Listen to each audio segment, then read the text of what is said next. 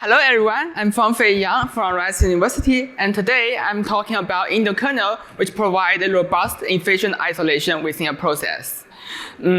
Before we dive into Endokernel's detail, let's begin with the concept of intra-process isolation. The story starts from a normal process. For example, here we have a Nginx. It can be anything, but let's take an example of Nginx. A bug in a parser can lead to exploration to other modules, like for example OpenSSL, and because it's a single process space, every module will still have the same privilege to access everything.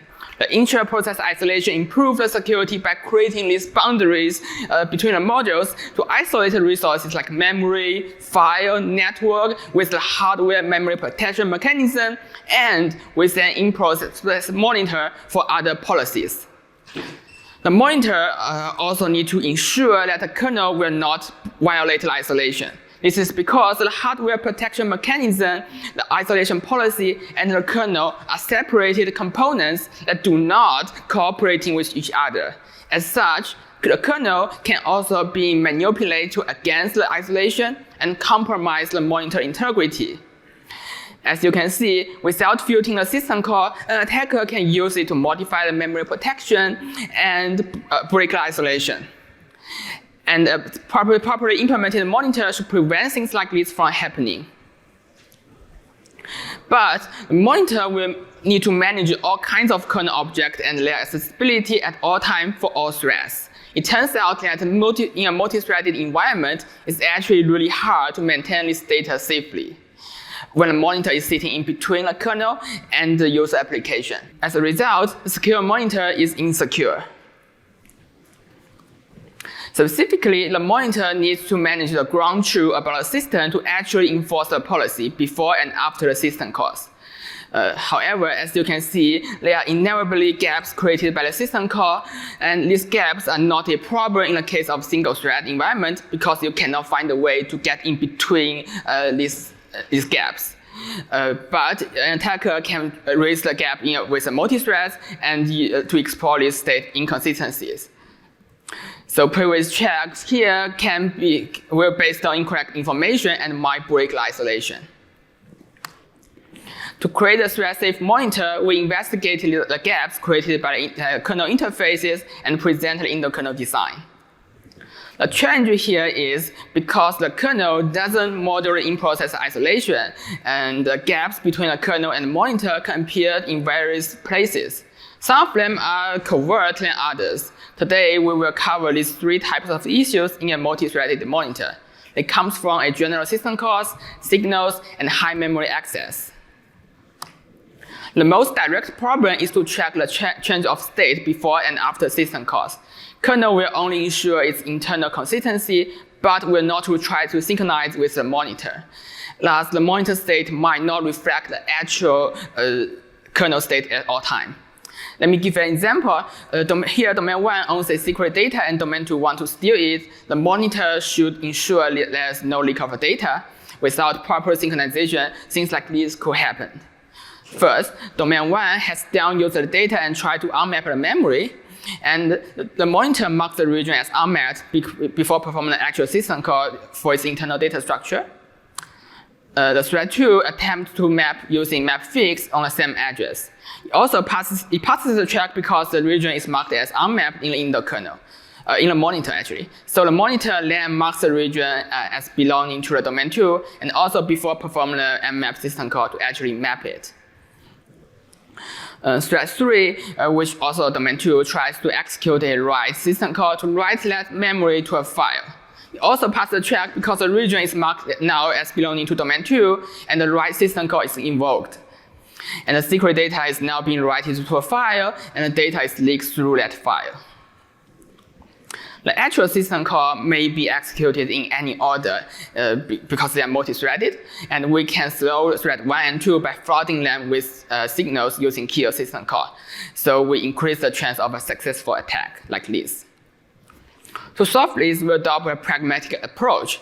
Since we cannot ensure the synchronization during system call, we force the inconsistency towards a security outcome.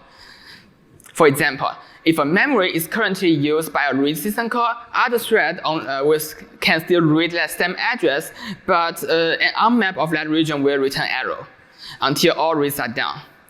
This way, malicious system call will fail, preserving the system integrity while normal usage pattern, like read in a multi-threaded, remains unaffected without damaging its availability. The second issue is with the secret return, and which can be used to compromise the internal state used by the memory protection mechanism. Although normal signals are stateless, to avoid abusing secret return, some previous work decide to maintain actual state when delivering signal, but fail to synchronize it with the monitor. Just as the monitor's animation shows here, kernel and the monitor update the state on its own, creating this gap. And the same thing happened for secret return, and the gap is here. So the consistency here is clearly broken, and what makes it worse is it cannot be solved with previous solutions like general system calls, as you cannot do anything after secret return. It's diverted control flow. Last, we choose to have the endokernel take on the role of the actual kernel to deliver the signal to the application and return from them independently. Signal from the kernel are only delivered to the endokernel's queue, and secret return immediately after delivery, so the kernel does not deliver a signal to the user application. And when the queue is not empty, the endokernel will now try to deliver the signal to the application on its own. And once the application finishes handling the signal, it processes a secret return without calling the kernel. Finally, we get to a problem of high memory. The kernel accesses virtual memory with respect to the memory protection policy. However, in some cases, the kernel can bypass the check and access the physical memory directly, meaning no policy will be enforced. Additionally, some system calls like send message with zero copy flag, despite being checking the permission, it can delay the physical memory access, at which point the checked address already have a new permission. We analyze the kernel source code to identify system calls that might use the related API. This helps us to identify kernel functions that are not yet discussed in previous work. And most of them involving IOCTL can generally be disabled outright. But if need, for example, a GUI application might need to use IOCTL, a case-by-case analysis can be performed. We evaluated overhead and compatibility of endokernel. Endokernel explores 4 core gate mechanisms involve SECOM, system call, user dispatch, and intercept, respectively, to protect the in-process monitor. This results in a different performance outcomes that offer a better control flow integrity, but comes with higher overhead. On the other hand, other mechanisms only ensure control flow during the context switch, which lead to a better performance. Applications with small batch size also experience higher overhead because they require more system calls. And in contrast, the server application shows lower overhead because it's naturally batch operations. The performance is really based on application types, and in CPU-intensive case, the relative is relatively low. We use Sysbench to evaluate how our synchronization impacts multi-threading performance. The overhead starts from 16% with single thread. With 4 thread physical calls, the absolute performance peaks with 4 threads, and the overhead remains 16%.